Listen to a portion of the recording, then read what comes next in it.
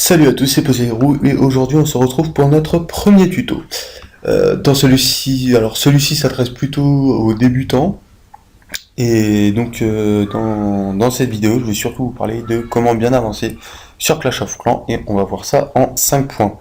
Donc c'est parti, je vous balance l'intro et on se retrouve après.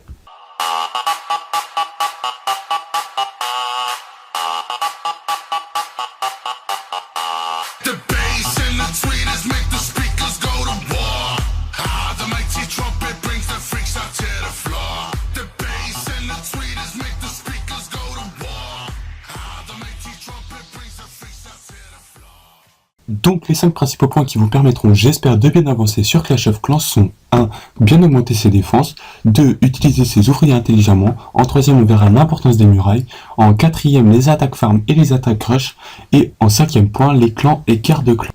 Et pour vous expliquer tout ça, je vous mettrai 2 attaques réalisées par moi et par Stoy, ainsi qu'une petite défense réalisée par King Diop lors de notre dernière GDC. Je ne vous fais pas plus attendre et on est parti pour notre premier tuto. Donc pourquoi est-ce qu'il est bien important d'augmenter ses défenses? Eh bien c'est pour une raison très simple, c'est qu'à chaque fois que vous allez augmenter votre hôtel de ville, eh bien vous allez vous retrouver avec des joueurs qui sont soit de niveau supérieur, soit de niveau égal au vôtre, et très rarement de niveau en dessous du vôtre. Ce qui fait que si vos défenses sont mal protégées, eh bien vos ressources seront plus accessibles et vos trophées seront plus faciles à prendre.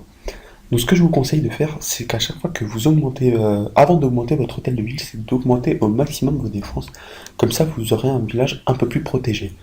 Donc maintenant qu'on a vu ça, on va pouvoir passer à la manière d'utiliser vos ouvriers intelligemment. Et donc pour utiliser vos ouvriers intelligemment, ce que je vous conseille de faire, c'est que à chaque fois que vous augmentez votre hôtel de ville, eh bien c'est d'augmenter toute la partie défense avec votre or.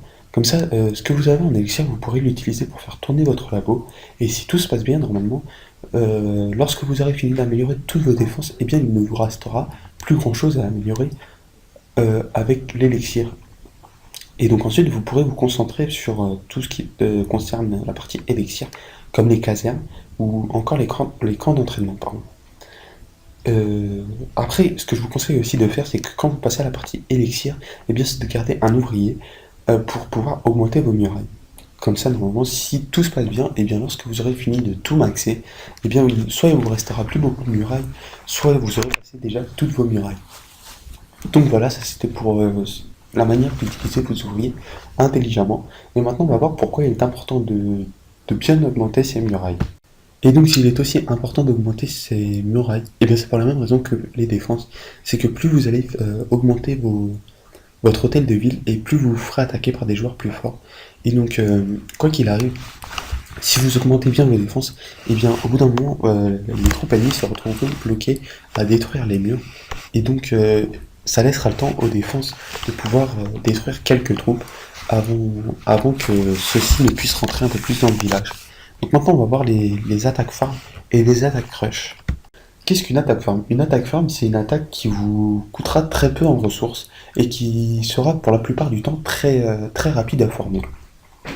Une attaque farm, c'est aussi une attaque qui vous permettra d'obtenir beaucoup de ressources. Et donc pour réussir une bonne attaque farm, ce que je vous conseille de faire, c'est tout simplement de regarder les extracteurs. En effet, sur certaines attaques, vous allez pouvoir voir que les extracteurs sont vides et d'autres sont pleins. Donc ce que je vous conseille de faire, c'est de prioriser les extracteurs qui sont pleins, ou à moitié pleins, car cela vous permettra d'obtenir plus de ressources sans avoir à rentrer dans le cœur du village.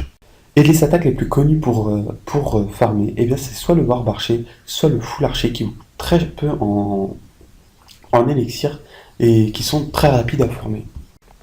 Ensuite, une attaque rush, qu'est-ce que c'est? Eh bien, une attaque rush, c'est tout le contraire d'une attaque farm.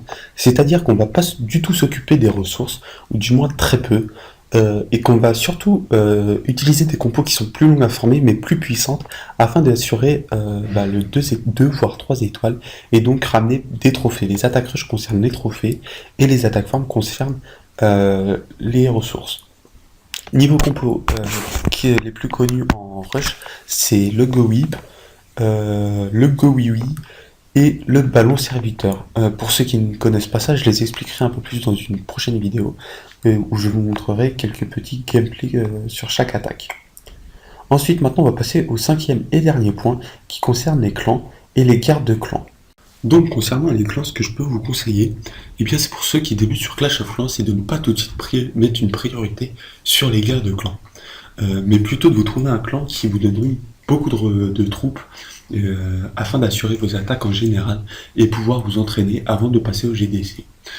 Pour ceux qui veulent faire les GDC, je vous conseille d'avoir minimum les troupes au niveau 3, 4 ou 5 si vous pouvez attendre jusque-là.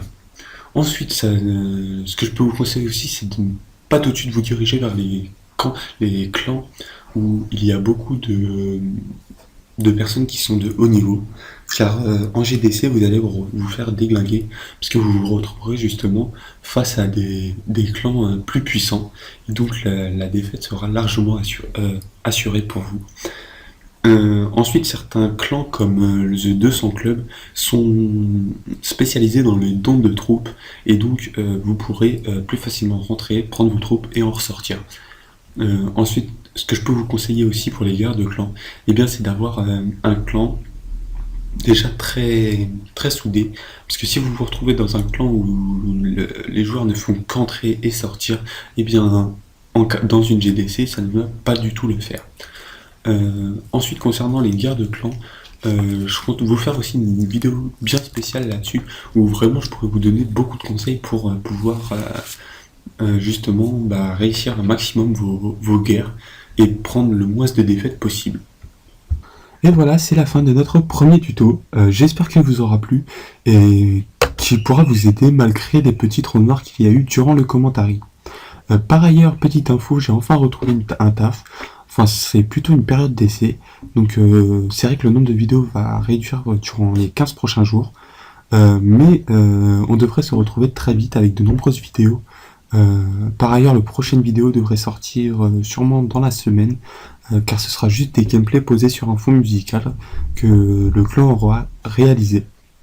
Donc voilà, c'est tout. N'hésite pas à liker, commenter et partager la vidéo si elle t'a plu, à t'abonner à la chaîne si ce n'est pas déjà fait. Et quant à moi, je vous dis à très vite pour une prochaine vidéo. Salut!